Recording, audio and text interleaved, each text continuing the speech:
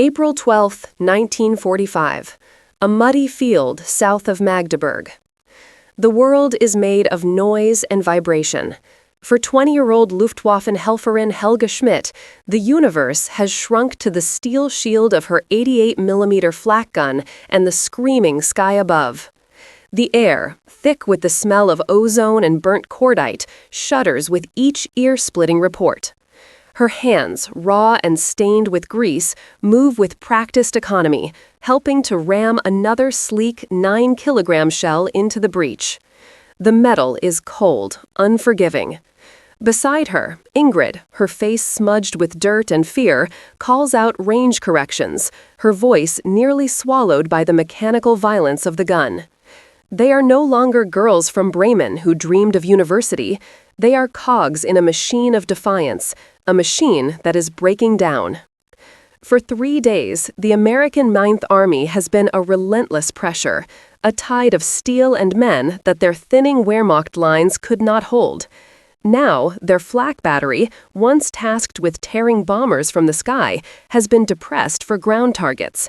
Their enemies are no longer distant silver specks, but squat, olive-drab monsters crawling through the shattered tree line. M4 Sherman tanks.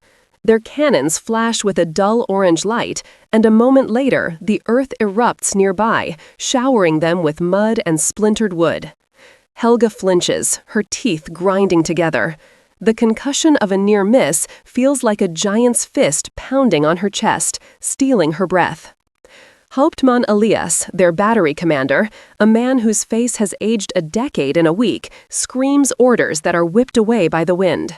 Fire at will! Target the lead vehicle! Fire! The 88mm cannon roars its reply, a spear of high-velocity tungsten lancing across the field. A Sherman lurches to a halt, black smoke beginning to boil from its turret. A small, fleeting victory. But there are more, always more. They come on, their machine guns chattering, chewing up the earth around the gun pit. The riflemen dug in around their position return fire with their Kar-98Ks, the sharp crack of their rifles a pathetic counterpoint to the storm of lead. You are there, in the mud, with Helga. You feel the tremor through the soles of your boots as another shell lands. You smell the fear, a sour, metallic tang mixed with the scent of damp wool and gun oil. You see the desperate hope in the eyes of the boy feeding shells next to you, a boy who was in the Hitler Youth just last year. This is the Götterdämmerung, not in a grand opera house, but in a muddy field under a gunmetal gray sky. Suddenly, a new sound cuts through the din, a high-pitched grinding closer than the others. Helga peeks over the gun shield. A Sherman has broken through their left flank, its tracks churning the soft earth into porridge. It is less than 100 meters away, its long 76mm gun swiveling directly toward them. Time seems to slow. Ingrid screams her name. The Hauptmann raises his arm, his mouth open, but no sound comes out. Helga sees the muzzle flash, a blinding yellow star. The world dissolves into a deafening, white-hot roar. She is thrown backward, her helmet torn from her head, her ears ringing with an unbearable tone. She lands hard, the impact knocking the wind from her lungs. For a moment, there is only the high-pitched whine and the sky spinning. When her vision clears, she sees the wreckage of her world. The flak gun is a twisted ruin, its barrel bent at a sickening angle. 2 of the crewmen are gone, replaced by a dark crater. Hauptmann Elias lies nearby, his face a mask of disbelief, his uniform already turning dark with blood. Ingrid is pulling at her arm, her face pale, her eyes wide with terror. Helga, we have to. But there is nowhere to go. The grinding of tank treads is all around them. American soldiers are moving through the smoke, their silhouettes large and unfamiliar. They don't goose-step, they move with a fluid, predatory crouch, their M1 Garand rifles held at the ready. Their helmets are a different shape, their uniforms a different color. They are the creatures from the propaganda posters, made real. A young GI, his face barely older than theirs, spots them. He shouts something, a guttural string of English words that means nothing to Helga. He raises his rifle. Ingrid sobs, pulling Helga behind the wrecked gun carriage. This is it, the end. But the shot doesn't come. Instead, a different voice, older, calmer, calls out. Hold your fire. They're women. Cease fire. Slowly, hesitantly, Helga peers out. An American officer, a captain by his insignia, is walking toward them, a pistol held loosely at his side. He stops a few feet away, his eyes taking in their soot-stained faces, their gray Luftwaffe uniforms, their youth. He says something, the words still foreign, but the tone softer. He gestures with his free hand, an open palm. Surrender. The riflemen in the nearby foxholes are already standing, their hands in the air. The battle, their war, is over. Ingrid helps Helga to her feet. Her legs feel like water. The American soldiers are all around them now, their faces a mixture of curiosity, exhaustion, and suspicion. They are so big, so well-fed. They don't look like the degenerate monsters Goebbels described. They just look tired. As a sergeant approaches to take their sidearms, Helga feels a profound, bone-deep shudder of dislocation. She is no longer a soldier of the Reich. She is a prisoner, standing on the edge of a new and terrifyingly unknown world. The first hour of captivity is a blur of incomprehensible commands and methodical disarmament. A young soldier, his chin covered in blonde stubble, gestures for Helga to hand over the small service pistol she was issued but never fired. Her fingers fumble with the holster. The leather is stiff, the metal of the Walther PPK cold and heavy. As she relinquishes it, she feels a strange sense of finality, as if she is handing over the last piece of her former identity. The GI takes it without ceremony, adding it to a growing pile of German weapons on a muddy tarpaulin.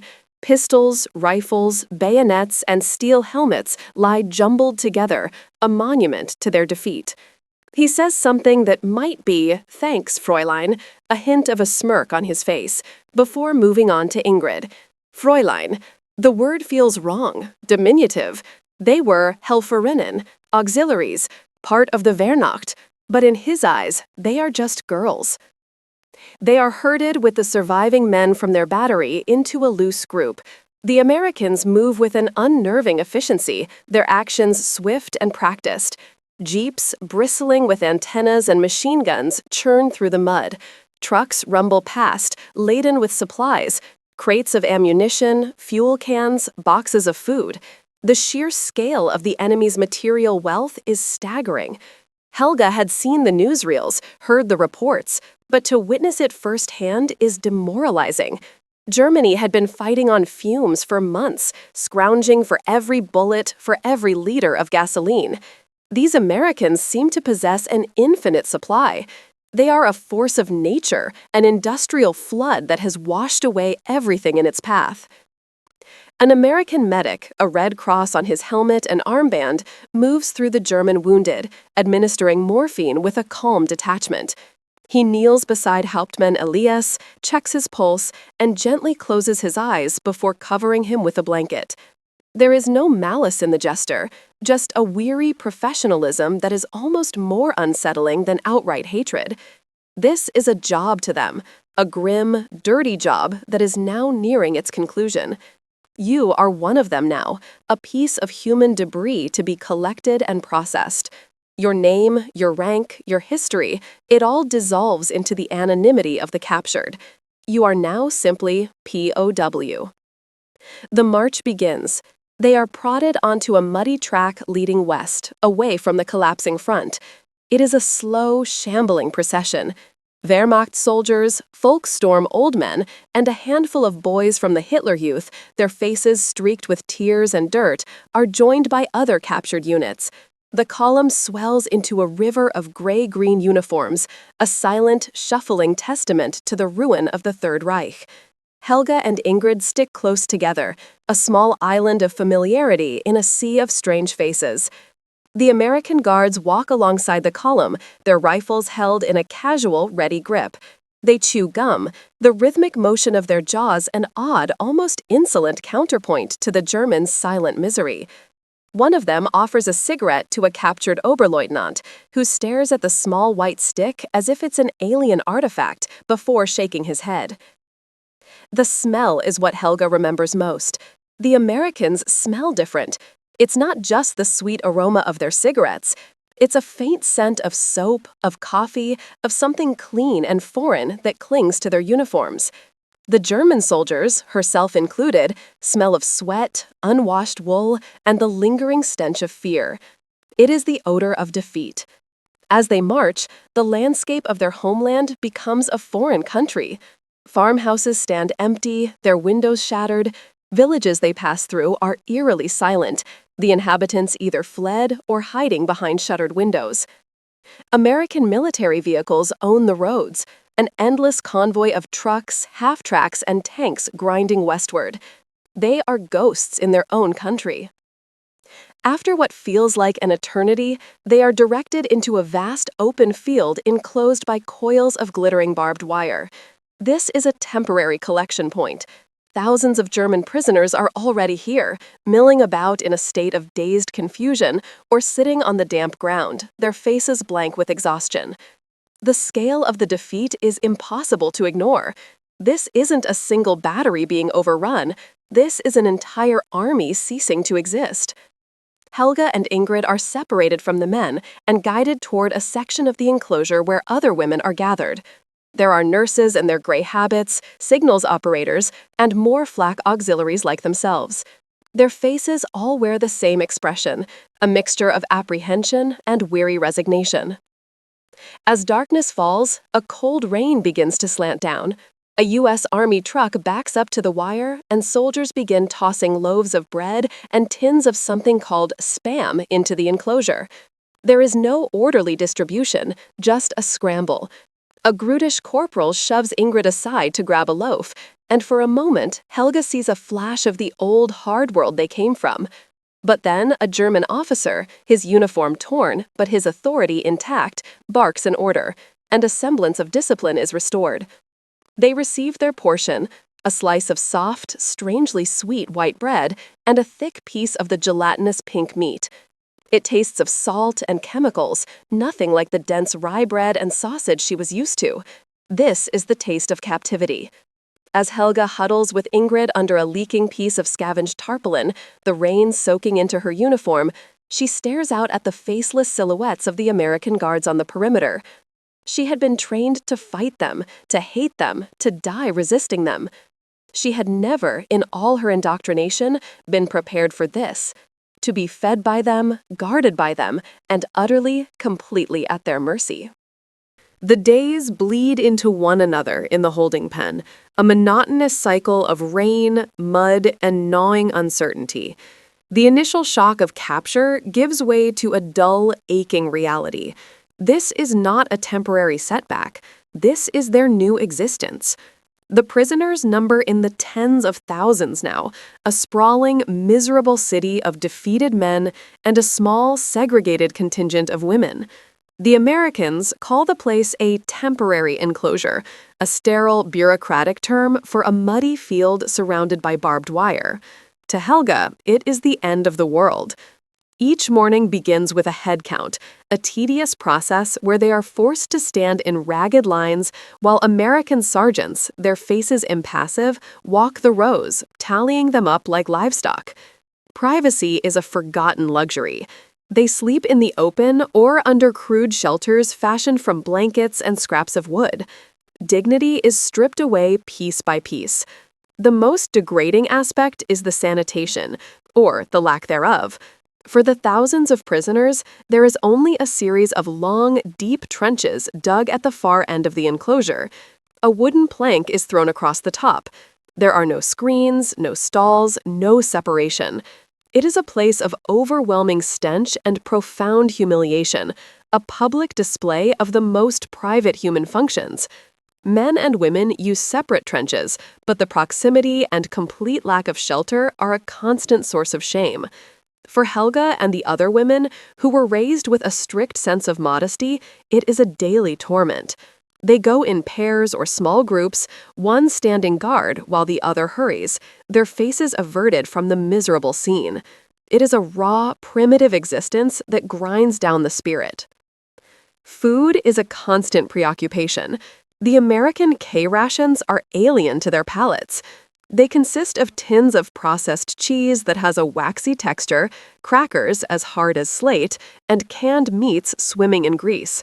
There is coffee, but it comes as a fine powder in a packet that you mix with water, a bitter, unsatisfying brew compared to the rich, dark coffee they remembered from home.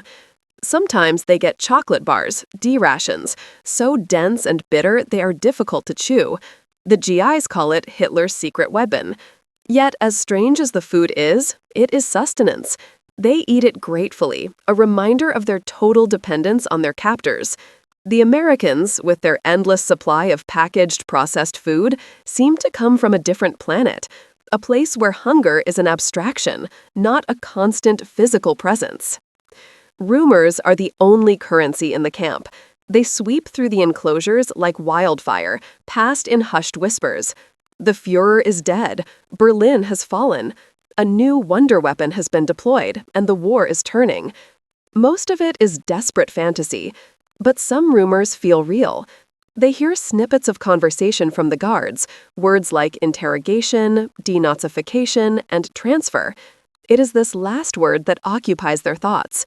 Where will they go? Will they be sent to America, to England, or will they be left to rot in these fields in their own ruined country? Ingrid, ever the optimist, clings to the hope of a proper camp, a place with barracks, beds, and real kitchens. Helga is more cynical. She has seen the cold indifference in the eyes of their captors and expects nothing. One afternoon, an American officer, accompanied by a translator, enters their section of the enclosure. He carries a clipboard and calls out a list of names. Helga's is among them, as is Ingrid's. A wave of fear and anticipation passes through the assembled women. "You are being moved," the translator announces, his German stiff and academic, "to a permanent facility for processing and internment. Gather your belongings." The phrase permanent facility sparks a flurry of speculation. It sounds official, organized. It sounds better than this muddy purgatory. It sounds like it might have walls and a roof. The journey is made in the back of a canvas-covered GMC truck. They are crowded in, shoulder to shoulder, the truck lurching and swaying along potholed roads. Through gaps in the canvas, Helga catches glimpses of the German countryside. It is springtime, and against all odds, the fields are green and the trees are in bloom. The beauty of it is a sharp, painful contrast to the ugliness of their situation. After several hours, the truck rumbles to a halt. The canvas flap is thrown back, and a corporal barks, "Everybody out, let's go." They climb down, stiff and sore, into the courtyard of what appears to be a former school or small administrative complex. It is surrounded by a newly erected fence topped with barbed wire, but the buildings themselves are solid brick with real glass windows. Compared to the open field, it looks like a palace. They are marched into a large hall where they are registered by clerks sitting at folding tables. Then, a female officer from the U.S. Women's Army Corps, a WAC, addresses them through the translator. "You will be assigned to barracks," she says, her tone crisp and businesslike. "You will be expected to maintain cleanliness and order. Your schedule will be posted. The latrines and washing facilities are at the end of the hall. Use them, then report to your assigned quarters." Latrines and washing facilities. The words themselves are a balm. Helga and Ingrid exchange a hopeful glance. No more open trenches. No more washing with cold water from a helmet. As they are led down a clean, well-lit corridor, the smell of pine-scented disinfectant fills the air. It is the scent of civilization, of order. The guard, a young WAC with a stern face, points to a heavy wooden door. "In there," she says in broken German, "wash, then barracks." Pushing the door open, Helga steps inside, her mind filled with the simple, desperate hope for a basin of hot water and a moment of privacy.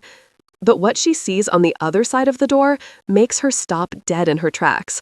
A wave of sheer, unadulterated confusion washing over her. It is not what she expected. It is not like anything she has ever seen before.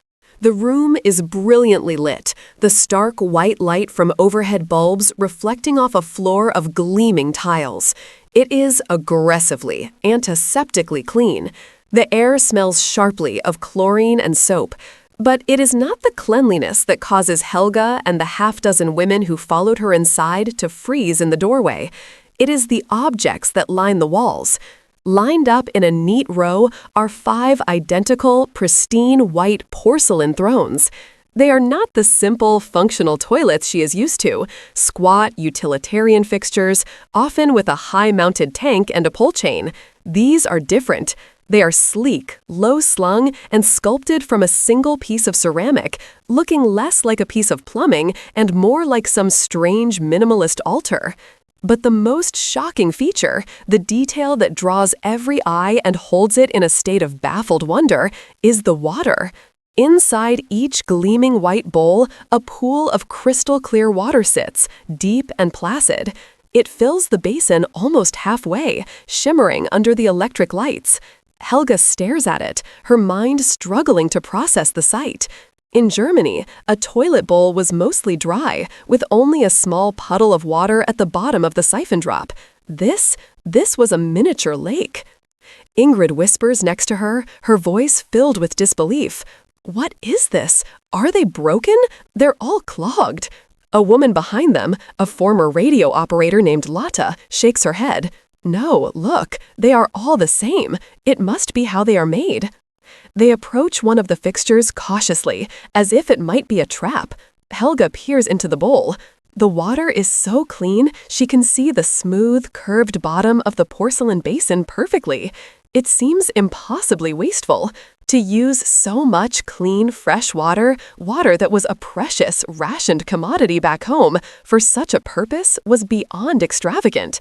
It felt decadent, almost sinful. You could wash your clothes in that much water. You could drink it. To simply have it sitting there, waiting to be fouled, speaks of a culture of such profound and effortless abundance that it is difficult for her to comprehend. It is a flex of power more potent than a column of Sherman tanks. "What is the handle for?" Ingrid asks, pointing to the small chrome lever on the side of the tank. In their experience, toilets had chains you pulled or buttons you pushed on the wall above. This lever was an elegant, integrated part of the machine itself. No one moves. They are hesitant to touch it, afraid of breaking the strange device or causing some sort of flood. Finally, Lotta, bolder than the rest, reaches out a tentative finger and pushes the lever down. The effect is instantaneous and terrifying. With a sudden, explosive roar, the placid pool of water erupts into a swirling vortex. It is not a gentle draining, but a violent, powerful siphon that sucks everything down with a hungry gurgle. The sound is overwhelming in the tiled room, a mechanical growl that echoes off the walls. Helga and Ingrid jump back, startled. The noise is louder than any flush they have ever heard. It sounds like a piece of industrial machinery, a force of nature harnessed in porcelain. Then, just as suddenly as it began, the roar ceases. A gush of fresh, clean water rushes into the bowl from under the rim, refilling it to its previous high level with a quiet, efficient hiss. The entire violent event lasts less than 10 seconds. The women are silent, their faces a mixture of shock and awe. Lotta looks at her hand as if she had just pulled a lever that started an engine. "Mein Gott," she murmurs, "the power." Ingrid begins to laugh, a nervous, slightly hysterical sound. "It tries to pull you in," she says. But Lotta was right. It was the power of it. The sheer, unapologetic force of the flush was a statement. It was loud, it was fast, and it used a tremendous amount of water with no concern for waste. It was American. It was the mechanical embodiment of the nation that had just steamrolled their own, confident, over-engineered, and overwhelmingly powerful. Helga steps forward again, mesmerized. She looks at her own reflection, distorted in the clean water of the bowl. She thinks of the latrine trench at the last camp, the stench, the filth, the complete absence of dignity. She thinks of the privations at home, the strict rationing of water, fuel, and food. She thinks of the ethos of conservation and sacrifice that had been drilled into her generation from birth. And then she looks at this porcelain god, this machine that uses a gallon of purified water with a single deafening flush to dispose of human waste. It is, in its own way, as intimidating as the B-17 bombers that used to fly over Bremen. It is a symbol of a civilization so far removed from her own, so technologically and materially superior, that the outcome of the war suddenly seemed to have been inevitable. It was not just their armies that had been defeated, but their entire way of life. And the proof is right here, gleaming under the harsh electric lights, waiting with its deep, clear pool of water. It is the most mundane and yet the most profound culture shock she has ever experienced. The war is over, and the victors have toilets that roar. In the days that follow, the American toilets become a quiet obsession among the women in Barrack C. The initial shock gives way to a kind of morbid fascination and endless discussion. The powerful flush, which they nickname Der Wirbelsturm, the whirlwind, is a recurring topic of conversation during their meager meals and long, empty evenings. New arrivals are solemnly escorted to the latrine for a demonstration, their reactions of stunned disbelief a source of grim amusement for those already initiated. It is a shared secret, a small, bizarre piece of common ground in their dislocated lives. The toilet serves as an undeniable, tangible piece of evidence that they are no longer in their world. For Helga, the experience has planted a seed of profound reassessment. She had been raised on a steady diet of propaganda that painted Americans as a mongrel race, culturally barren, decadent, and lacking the spiritual depth and discipline of the German folk. They were depicted as gangsters and cowboys, their strength brutish and artless. But the toilet contradicts that narrative in a deeply unsettling way. Brutishness doesn't engineer plumbing with such precision. A decadent society doesn't bother to create such effective, hygienic systems for its prisoners. It is not crude, it is simply different. It is engineered with a philosophy of overwhelming force, of using more power and more resources than necessary to solve a problem with absolute finality. The flush doesn't just clean the bowl, it obliterates its contents. It is the same philosophy they applied to warfare, saturation bombing, endless artillery, an unstoppable river of tanks. Why use a little water when you can use a lot? Why send one bomber when you can send 1,000? This realization is more corrosive to her worldview than any denazification lecture could ever be. The lectures they are forced to attend, where an American officer projects gruesome images from the newly liberated concentration camps, are horrifying. They produce feelings of sickness, shame, and for some, denial. But it is still possible, in a corner of her mind, to compartmentalize that horror, to blame it on the SS, on Himmler, on a monstrous aberration from the Germany she thought she knew. But the toilet is different. It isn't about ideology or atrocity. It is about the fundamental, material reality of two competing cultures. It speaks to a difference in thinking that is so basic, so elemental, it feels unbridgeable. You cannot argue with the efficiency of the flush. You can only stand in awe of the system that produced it. One evening, as she and Ingrid are cleaning the barracks, Ingrid pauses, leaning on her broom. "Do you think they have toilets like that in their homes?" she asks quietly. Helga looks at her. "Of course they do, Ingrid. Probably even better ones." The thought hangs in the air between them. The idea of this level of technology and sanitation being a normal, everyday household item is a concept that boggles the mind. It makes their own homes, which they once thought of as the pinnacle of European civilization, seem rustic, almost backward. It is a small thing, a toilet, but it represents a standard of living, a level of casual, assumed comfort that they had never even thought to aspire to. They had been told they were the master race, destined to rule a 1,000-year Reich, yet their conquerors had plumbing that operated with the force of a waterfall. The war, for Helga, is no longer a grand clash of armies and ideologies. It has been reduced to a series of jarring sensory details. The taste of processed cheese from a can, the strange sweet smell of American cigarettes, the casual confidence of the GIs, and the roar of the porcelain whirlwind. These are the things that have truly defined her defeat. You are a prisoner not just when your body is confined by barbed wire, but when your mind is captured by the undeniable superiority of your enemy's most mundane creations. You understand you have lost, not when the general signs the surrender, but when you flush a toilet and are frightened by the sound it makes. Months later, Helga will be released and begin the long journey back to the ruins of Bremen. She will try to rebuild her life from the rubble, to forget the roar of the flak gun and the sight of her fallen comrades. But some memories will remain, sharp and clear. And sometimes, in the quiet of a post-war German apartment with its simple, familiar plumbing, she will find herself stopping after pulling the chain. She will listen for an echo of that American roar, that brief, violent assertion of a world so powerful and so alien that it had conquered hers completely. It is the sound of a future she never imagined, a sound that began for her not with a gunshot or a bomb, but with the shocking, deafening flush of a foreign toilet.